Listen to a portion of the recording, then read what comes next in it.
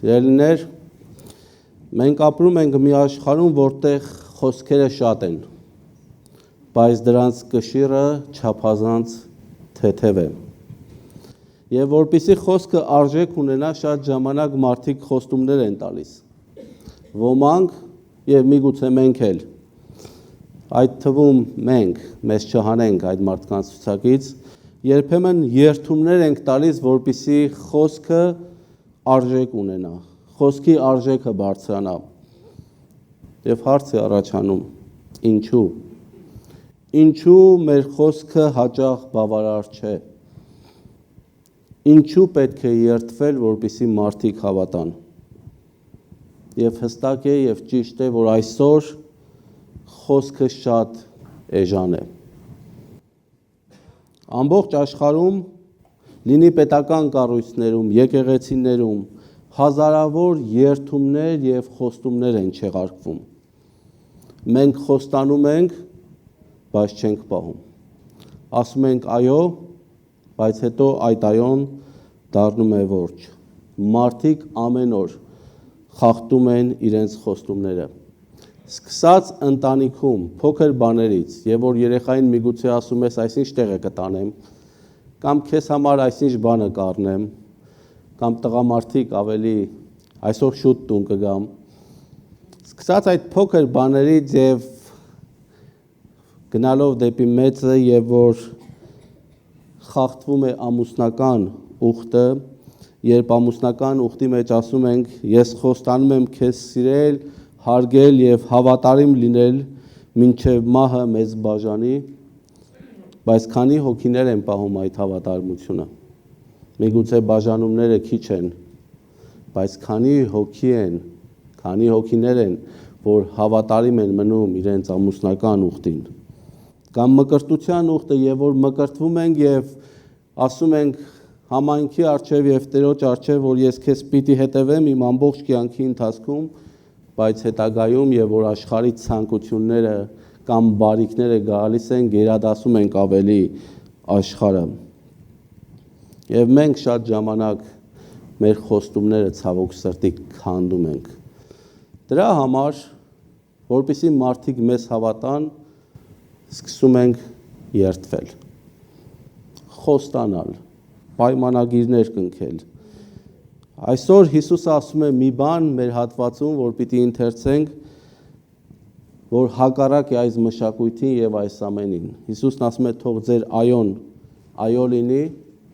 եւ ոչը ոչ լինի։ Եվ այս հատվածում Հիսուսը մեզ հրավիրում է որպես Աստծո զավակներ վերականգնենք խոսքի սրբությունը։ Ոչ թե երթումներով պաշտպանենք մեր խոսքը, այլ այնպիսի կյանք ապրենք, որ մարդիկ տեսնեն մեր կյանքը եւ հավատան մեր տված խոստումին։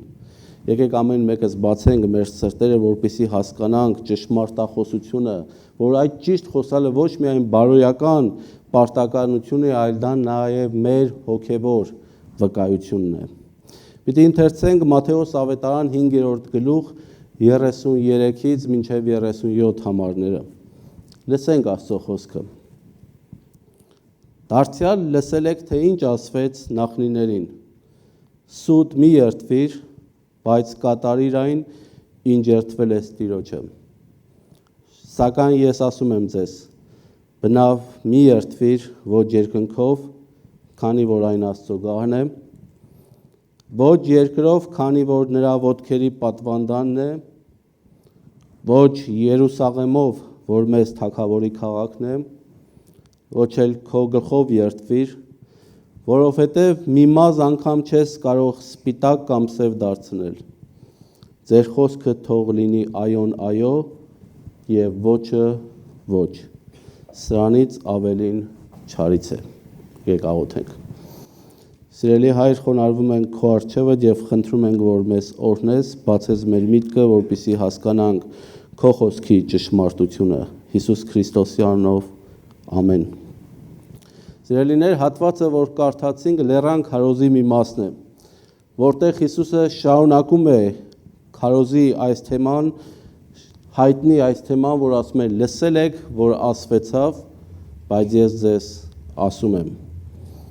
եւ ինչքան գնում է, մենք տեսնում ենք, որ ավելի խորքային է դառնում, ավելի սրտամոտ է դառնում։ Փոքր հիշեցում պիտի անենք, այս լսել եք, որ ասվեցավ այս քարոզաշարքի մեջ։ Կհիշեք, սկսեցինք զայրույթից եւ Հիսուսն ասում էր, որ սպանությունը չի սկսվում եւ որ մարդ է սպանում հենց այդ ժամանակ, այլ սպանությունը սկսվում է մեր սրտում եւ որ բարկությունը գնալով մեծանում է։ Հետո մենք խոսեցինք կրքի մասին եւ Հիսուսն ասեց, որ կիրքը շատ կարևոր է, որպեսզի կարողանանք բացահայտել մեր մեջ եւ կարողանանք տեսնել դրա արմատը եւ ցույց տվեց, որ շնությունը սկսվում է այն ժամանակ, երբ մեր մեջի անզուսպ կրքերը գլուխ են բարձանում։ Հետո խոսեցինք ամուսնության մասին, անցյալ շաբաթ ամուսնալուծության մասին եւ հասկացանք, որ ամուսնության մեջ ինչքան կարեւոր է սերը եւ հավատարմությունը եւ որ դժվար օրեր են գալիս եւ որ խնդիրների առջեւ են կանգնում։ Իսկ հիմա Հիսուսն անդրադառնում է խոսքին, խոսքի կարևորությանը, խոսքի ձևին։ Եվ ինչպես միշտ Հիսուսի ուսմունքը չի կանգնում արտաքին բաների վրա, ինչպես սպանության մեջ խորքային արմատը դա բարկություններ, շնության մեջ այդ անզուս կիրքներ, հիմա այստեղ էլ շատ կարևոր է խոսքի շարժառիթը եւ մենք գնում ենք դեպի խորությունը, դեպի սրտի շարժառիթները։ Հիշեք Մատթեոս ավետարան 5-րդ գլուխ 20 համարում Հիսուսն ասեց. Եթե ձեր արդարությունը չգերազանցի դպիրների եւ փարեսցիների արդարությանը, Աստծո արքայություն չեք կարող մտնել։ Եվ Հիսուսը այստեղ ցույց է տալիս, որ ճշմարիտ արդարությունը սկսվում է ներսից, սրտի մաքրությունից, ճշմարտությունից։ Եվ հենց այդ ներքին ճշմարտության շրջանակում է, որ Հիսուսը մեզ տանում է դեպի այս երդման հարցին։ Ինչու է կարևոր այս ամենը։ Որովհետև մեր խոսքը պետք է լինի արժանահավատ, մաքուր եւ սուրբ։ Ինչ է երդումը իրենից ներկայացնում։ Երդումը հանդիսավոր հայտարարություն է, որով մարդը Աստծո կամ սրբազան ինչ-որ բանի անունով հաստատում է, որ իր խոսքը ճշմարտություն է։ Այն սովորաբար արվում է, որպեսզի ստեղծվի վստահություն, որովհետև խոսքը ինքնին բավարար չի, մենք երդումներ ենք տալիս, որպեսզի վստահությունը ստեղծվի։ Այսինքն ինչ որ ձևով կարող ենք ասել, որ երդումը տալիս են, որպեսզի խոսքին կշիռ տա։ Մանավանդ այն դեպքերում, եւ որ մենք հակված ենք, մարդիկ հակված են խաբելու եւ իրենց խոստումները չպահելու։ Եվ այն փաստը, որ մարդիկ հակված են խաբեության, խոստումները չպահելու, դրա համար պայմանագիրներ են կնքվում եւ ցույց է տալիս այս ամենը մարդկային անկումը։ Թե ինչքան է մարդը մեղքի մեջ, որովհետև մենք չենք կարողանում մեկս մյուսին վստահել։ Մեր խոսքը կարծես արժե զրկվել է։ Հետևաբար երդում է պետք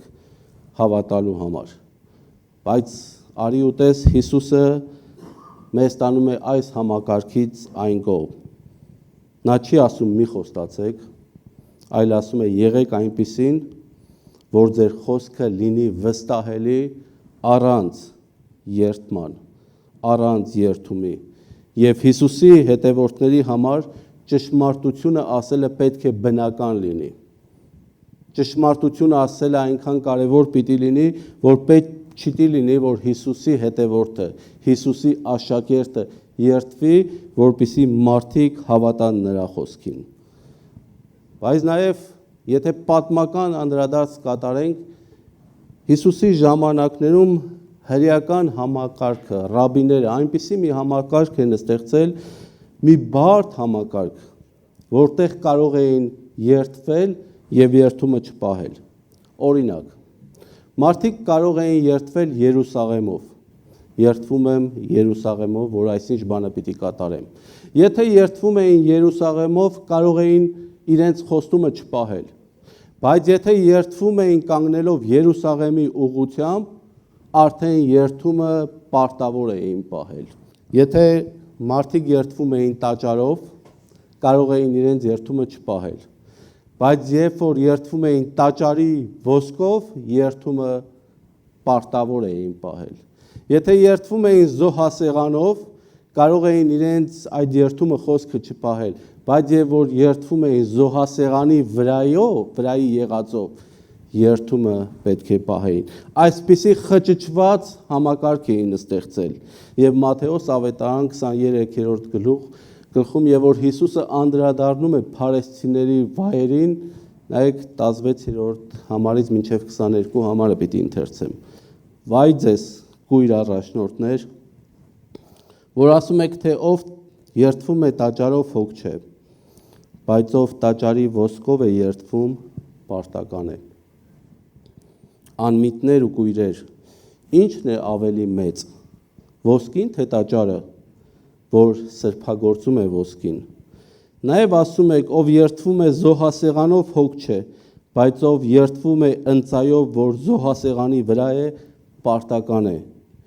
Կույրեր, ի՞նչն է ավելի մեծ, ընծան թե զոհասեղանը, որ սրբագործում է ընծան։ Արտով երթվում է զոհասեղանով, երթվում է նրանով եւ այն բոլոր բաներով, որ նրա վրա են։ Տաճարով երթվողը երթվում է նրանով եւ նրա մեջ բնակվողով։ Երկնքով երթվողը երթվում է Աստծո աթոռով եւ նրա վրա նստողով։ Այս բարդ համակարգը ստեղծվել էր, որպեսզի մարդիկ կարողանան խուսափել, իրար շփոթեցնել, իրար խաբել։ Բացի այդ, նրանք ավելի հեռու էին գնացել։ Կար մի գաղափար, որ ասում էր, եթե Աստծո անունը չի հիշատակվում երթման մեջ, դու կարող ես քո երթումը չպահել, այսինքն պարտադիր չի, որ քո խոսքը պահես, եթե Աստծո անունը չկա այդտեղ։ Եվ այս ամենը վեր էր ածվել լեզվախաղի, որտեղ մարդիկ երթվում էին եւ կարող էին չպահել իրենց խոսքը։ Դրա համար նրանք երբեմն երթվում էին երկնքով, երկրով, Երուսաղեմով, կարծելով, թե այդ ձևով իրենք ազատվում են պատասխանատվությունից։ Եվ Հիսուսը գալիս է եւ մերժում է այդ կարծրատիպերը։ Ոչ միայն մերժում է, այլ դեմ է կանգնում այդ համակարգի դեմ։ Նա ասում է. բնավ մի երթվեք։ Ոչ երկնքով, ոչ երկրով, ոչ Երուսաղեմով եւ ոչ էլ քո գլխով։ Որովհետև ինչով էլ որ երթվես, Աստված ներկա է այնտեղ, վերաբերվում է ամեն բան Աստծուն։ Եթե երկնքով ես երթվում, երկինքը Աստծո գահն է։ Եթե երկրով ես երթվում, երկիրը նրա ոտքերի պատվանդանն է։ Եթե Երուսաղեմով ես երթվում, Երուսաղեմը մեծ թագավորի քաղաքն է։ Եվ եթե քո գլխով ես երթվում, դու քեզ չես պատկանում, դու Աստծո ստեղծագործությունն ես, և մենք չենք կարող խուսափել Աստծո ներկայությունից պարզապես իր անունը չհիշատակելով։ Երկրի վրա չկա այնպիսի վայր, և ոչ էլ երկնքում, որ մենք կարողանանք Աստծուն այնտեղից դուրս դնել։ Աստված ամենուրեք է, և Աստված ամենտեղ ներկա է։ Այսինքն հենց այս սխալի դեմ էր, այդ տարածված սխալի դեմ էր, որ Հիսուսը խոսում էր, և նա ասում է մի երթվեք, ինչով էլ որ երթվեք, Աստծուն է պատկանում։ Չկա ոչ մի բան, որ Աստծուն չի պատկանում։ Ուրեմն եթե երթվես նույնիսկ Աստծո անունը չհիշատակելով, Աստված այնտեղ է, և քո երթվումը արվում է Աստծո առաջ։ Դու չես կարող մարդուն խոստում տալ երթվել և չպահես և ասես սա մեղք չէ։ Դա կատարվում է Աստծո առջև, և եթե խոստումը չես պահում, ուրեմն պատասխանատու ես Աստծո առաջ։ Եվ Հիսուսը կարծես այստեղ ասում է, որ ճշմարտախոս մարդուն երթում պետք չի։ Այլ ձեր խոսքը թող այոն այո լինի, կամ ոչը ոչ։ Եվ սա այդ արդարությունն է, որ գերազանցում է փարեսցիների և դպիրների արդարությանը։ Այսինքն այս արդարությունով պիտի ապրի իմ համայնքը, իմ կանչված ժողովուրդը, իմ անունով կանչված ժողովուրդը այս արդարությունով պետք է ապրի։ Եվ ինչպես նշեցինք, սա այն արդարությունն է, որ գերազանցում է Փարեզցիների եւ դպիրների արդարությանը։ Այս արդարությունը չի, որ մեզ տանում է դեպի երկինք։ Քրիստոսի շնորհն է, Քրիստոսն է, որ մեզ տանում է երկինք, բայց Քրիստոսի համայնքը կանչված է այդ արդարությունով ապրի։ Սակայն հիմա դուք ամեն մեկը ձեր մեջ հարց կտաք. իսկ կարելի է երդվել բանակում, դատարանում, կամ, չգիտեմ, ամուսնության ժամանակ խոստումներ տալ, եթե Հիսուսն ասում է բնավ մեկ երդվի, չի երդվենք ոչ բանակում, ոչ դատարանում եւ ոչ էլ ուրիշ տեղ։ Որոշ կրոնական կազմակերպություններ այս համարը վերցնում են եւ ասում են, որ տեսեք Հիսուսն ասաց բնավ մի երդվեք եւ դրա համար մենք բանակ չենք գնում, որպեսզի չերդվենք։ Արդյոք սա ճիշտ է թե չէ։ Արդյոք Հիսուս սրա մասին էր խոսում։ Արդյոք այս պետական համակարգի մասին էր խոսում, թե անձնական հարաբերությունների մասին էր խոսում։ Ավելին պիտի ասեմ, Աստվածաշնչում երդում է տալիս։ Ծննդոց 22-րդ գլուխ 16-17 համարում ասում է. «Անձովս եմ երդվում, ասում է Տերը, քանի որ դու այդ բանը արեցիր եւ չխնայեցիր քո միակ որդուն, քեզ օրհնելով պիտի օրհնեմ»։ Աստված Աբրահամին խոստում է տալիս եւ ասում է իմ անձով եմ երդվում։ Եվ նաեւ Եբրայեցիս գրքի հեղինակը, որպեսզի չասեք, դե 5 կտակարաներ, հնարավոր է այնտեղ ժամանակներն ուրիշ էին, Եբրայեցիս գլխում 6-րդ գլուխ 13-ից 14 համարներում գրված է. երբ Աստված Աբրահամին իր խոստումը տվեց, քանի որ չկար ավելի մեծ մեկը, որ նրանով երդվեր, նա ինքը իրենով երդվեց եւ ասեց. այո, օրհնելով պիտի օրհնեմ քեզ եւ բազմացնելով պիտի բազմացնեմ։ Մենք ընդհանրապես երդվում ենք, կամ մարդկությունը երդվում է ծնողով կամ իրենից մեծ ինչ որ մեկ բանով, որովհետեւ չկար ավելի մեծ հեղինակություն, Աստված իր անձով է երդվում։ Նաեւ Պողոս Առաքյալը Հռոմեացիս գլուխ 1-9 համարներում ասում է, որովհետեւ վկա է Աստված, Աստծուն է վկա բերում, որին ես ծառայում եմ իմ հոգով, որ իր որդու ավետարանը քարոզելով, թե ինչպես եմ անդադար հիշում ձեզ։ Պողոս Առաքյալը Աստծուն վկա է կանչում, ոչ թե կասկածի պատճառով, այլ վստահությունը հաստատելու համար։ Վստահությունը հաստատելու համար այնտեղ, որտեղ իրեն չեն ճանաչում։ Բանակում լինի, դատարանում լինի, կամ ամուսնության ուխտի մեջ, որ մենք ուխտ ենք անում ենք, որպեսզի վստահություն ստեղծենք։ Բայց սիրելիներ, Հիսուսի հետևորդները հարաբերությունների մեջ, իրար հետ հարաբերվելու մեջ պետք չէ երդում անեն եւ մեր խոսքի ճշմարտությունը պետք չէ որ կախված լինի երդումից։ Մեր խոսքը պետք է հստակ լինի, վստահելի լինի, առանց հավելյալ երաշխիքների եւ Քրիստոսի համայնքը պետք է այն խումբը լինի, այն մարդիկը լինեն, որ տարբերվեն աշխարհից, տարբերվեն աշխարհի համակարգից։ Հստակ է, որ խոսքը դատական, պետական համակարգերի մասին չի խոսում։ Եվ մենք էլ որպես ավետարանական եկեղեցի, եւ որ բանակ են գնում մեր երիտասարդները կամ մենք բանակ ենք գնում, մենք խոստանում ենք։ Խոստում ենք տալիս, որ մեր լավագույնը պիտի անենք մեր հայրենիքի համար։ Ամուսնության ժամանակ մենք խոստում ենք տալիս, որ մենք հավատարիմ պիտի լինենք մեր ուխտին։ Դա էլ երդման ինչ որ մի ձև է։ Սրա մասին չի խոսքը, այլ եւ որ Հիսուսն ասում է բնավ մի երդվիր, ինքը խոսում է այդ խճճված համակարգի դեմ, որ մարդիկ այդ համակարգը ստեղծել էին, որպեսզի խուսափեն, որպեսզի կարողանան իրար շեղել եւ կարողանան իրար խաբել։ Հետագայում մեր քարոզաշարքը եւ որ մենք տեսնենք, պիտի տեսնենք ինչքան գնում է Քրիստոսի արքայության չափանիշները այնքան բարձրանում են։ Աստված մեզ հրավիրում է սրտով մաքուր լինել, Աստված մեզ հրավիրում է, որ մեր խոստումներին հավատարիմ լինենք Հետո մենք պիտի տեսնենք մյուս քարոզներում, որ Աստված մեզ կոչ է ուղղում նաև սիրեք ձեր թշնամիներին, նաև ասում է կատարյալ եղեք,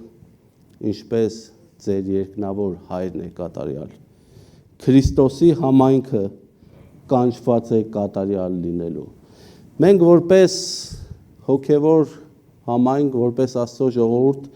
ջանում ենք մեր լավագույնն անենք, որպեսզի նմանվենք մեր երկնավոր Հորը։ Համենայն դեպս փորձում ենք մի կողմ դնել զայրույթը, կիրքը, սուտը, բայց որքան փորձում ենք, տեսնում ենք, որ մեր մարդկային ուժերով մենք չենք կարող դրան հասնել,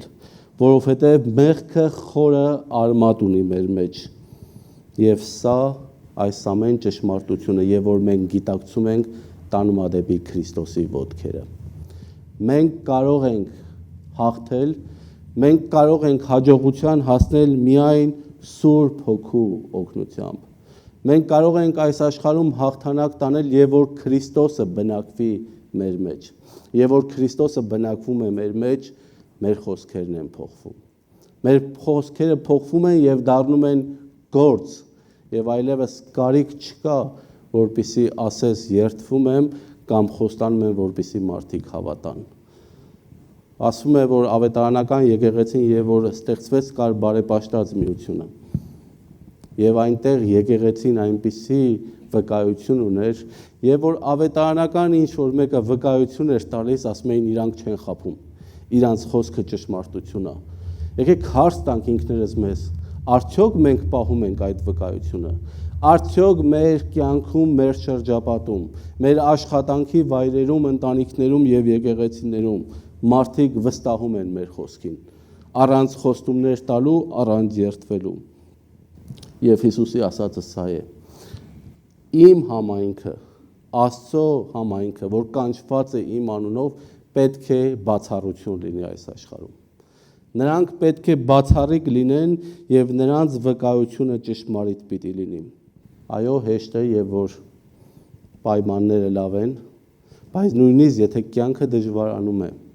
եւ որ դժվարություններ են գալիս, մենք որպես Քրիստոսի համայնք պարտավոր ենք պահել մեր խոսքը անկախ ամեն դժվարությունից։ Եվ որ խնդիրներ են ծագում, եւ որ մեր շրջապատում հանգամանքներ են փոխվում,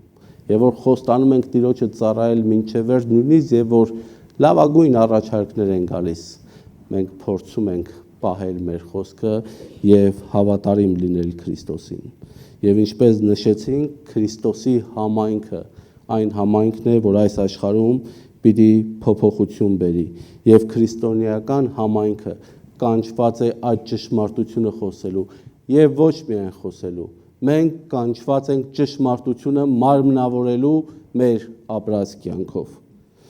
Այսօր, սիրելիներ, աշխարհը կարիք ունի այդպիսի եկեղեցու։ Կարիք ունի ոչ թե միայն խոսացող եկեղեցու, այլ մի եկեղեցու, որ իր խոստումը պահում է։ Աշխարհը կարիք ունի մի եկեղեցու, որ իր ապրած կյանքով վկայում է ճշմարտության մասին։ Եվ Պողոս առաքյալը հորդորում է քրիստոնյաներին ասելով Փիլիպեցիս 2:15 համարում, որպիսի անարատ Աստծո անբիծ եւ անմեղ զավակները լինեք այն կամակոր եւ խոտոր սերնդի մեջ, որի մեջ պիտի երևաք որպես աշխարհում լույս տվողներ։ Դուք որպես քրիստոնեական համայնք, որպես Աստծո եկեղեցի կանչված եք այս աշխարհում լույս տալու եւ մեր խոսքը, մեր այոն այո լինի եւ ոչը ոչ։ Եկեք խոնարհվենք եւ մեր աղոթքով վերջացնենք այսօրվա պատգամը։ Սիրելի Հայր, թող մեր խոսքը լինի լույս այս խավար աշխարհի մեջ, թող մեր հավատարմությունը լինի վկայություն եւ մեր կյանքը լինի ճշմարտության մարմնացում։ Հիսուս Քրիստոսի անունով, ամեն։